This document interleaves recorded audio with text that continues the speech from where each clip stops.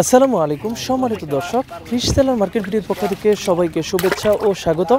আজকে আপনাদের সামনে এই মুহূর্তে যে ভিডিওটি নিয়ে হাজির হলাম, এগুলো হচ্ছে ভিয়েতনাম কই মাছের পোনা।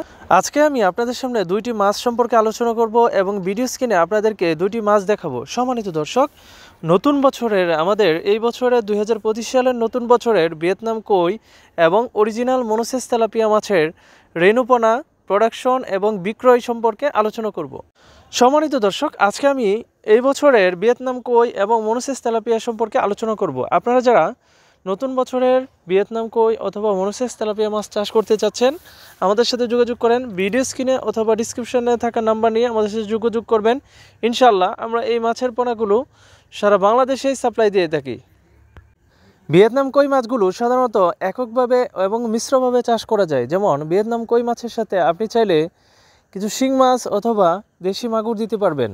কিন্তু যদিও নতুন বছরের শিং এবং মাগুর মাছ এখনও প্রোডাকশন শুরু হয় নাই, আপনি এককভাবে ভিয়েতনাম কই মাছটা আপনি কালচার করতে পারেন, খুবই ভালো হবে এককভাবে করলে।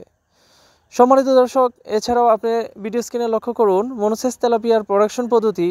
আমরা অলরেডি মনোসেস তেলাপিয়া মাছ প্রোডাকশন করে এগুলো হরমোন কমপ্লিট করব 20 তারিখের মধ্যে। আমাদের হরমোন কমপ্লিট হয়ে যাবে ইনশাল্লাহ। আপনারা চাইলে 20 তারিখের পরে এই মাছগুলো নিতে পারবেন। মনোসেক্স তেলাপিয়া ও ভিয়েতনাম কই মাছ সাধারণত প্রথম অবস্থায় নার্সিং করবেন, যেভাবে দিনে 3 বার খাবার দিতে হবে। যেমন বাসমান ফিড খাবারটা, পাউডার খাবারটা দিবেন। তো সাধারণত বাসায় আপনি চাইলে এটা গুলে দিতে হবে না, উপরে দাঁড়ায় চতুর্পাশে দাঁড়ায় আপনি দিতে পারবেন। আর এই মাছগুলোর ক্ষেত্রে একটা বিষয় অবশ্যই লক্ষ্য রাখবেন, ভিয়েতনাম কই যদি আপনার খাবার কম হয় তাহলে কিন্তু মাছ ছোটো বড় হয়ে যাবে। সেই ক্ষেত্রে এক মাছ আরেক মাছকে অ্যাটাক করতে পারে, অর্থাৎ বড় মাছটা ছোটো মাছটাকে খেয়ে ফেলবে। কারণ এক প্রকার এরা রাক্ষসে মাছ, অর্থাৎ ছোটো থাকলে বড়গুলো ছোটোগুলোকে খেয়ে ফেলে। অবশ্যই সমানভাবে খাবার দিবেন চতুর্পাশে।